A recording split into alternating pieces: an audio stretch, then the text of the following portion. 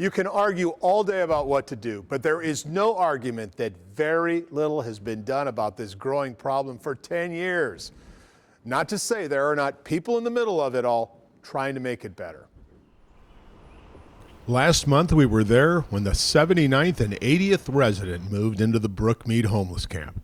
We toured the Greenway, littered with trash and makeshift campsites. The Greenway bridges are ruined, unsafe. Take a look for yourself. Broken boards, very rickety. How did this happen? Well, over the years, homeless folks would drive cars back here to unload goods. We also couldn't help but notice a plywood home with a Ring doorbell and generator electricity. More on that in a minute, but back to the camp and what is happening on this day. Metro Parks came in with help from Public Works and hauled out bobcat loads of trash. We're just getting a lot of the big stuff, a lot of the trash and junk that's accumulated in Brookmead Park and getting it out here. It made a big difference, and more than the trash got taken out on this day. That Ring doorbell and generator housed a suspected heroin dealer and pimp. Metro Police arrested Vernon Spicer. Spicer has been arrested 26 times and has 4 outstanding felony warrants. He is suspected of drug dealing. He is charged with drug dealing and promoting prostitution in his plywood palace. It was very gratifying to get him off the streets. I think he'll be off the streets for quite some time. West Precinct Commander David Corman now has 2 officers assigned to patrolling the Brookmead homeless camp Greenway. Aggravated assault is a big problem here, as well as thefts at local businesses.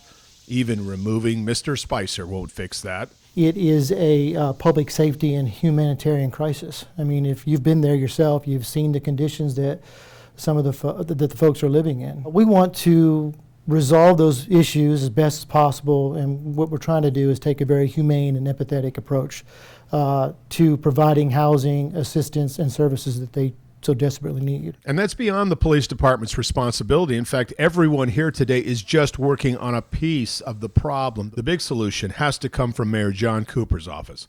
Only the mayor has the authority and resources to fix Brookmead Park and Greenway. Citizen activist Lou Wilbanks has been putting pressure on the mayor's office for weeks, unrelenting. She has called meetings, given officials tours, a nonstop voice to fix the situation. This is the beginning.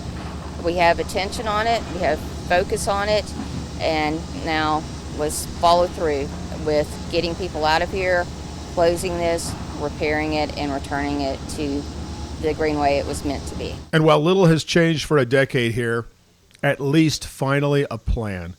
Judith Tackett, the director of Nashville's Homeless Impact Division, sent me the 7-part Phase 1 plan to reduce the number of people living on the Greenway and reduce crime in the area by November 1st. Don't underestimate the importance of finally having a plan and a date where progress is expected, because so far, this problem only gets worse. This is even going to get worse. You know it's going to get worse.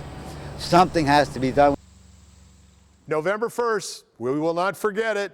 We put our plan online so you can read it if you like. It's attached to this story. This problem is not easy, but it's also unacceptable. I'm Dennis Ferrier, Fox 17 News, your Code Red station.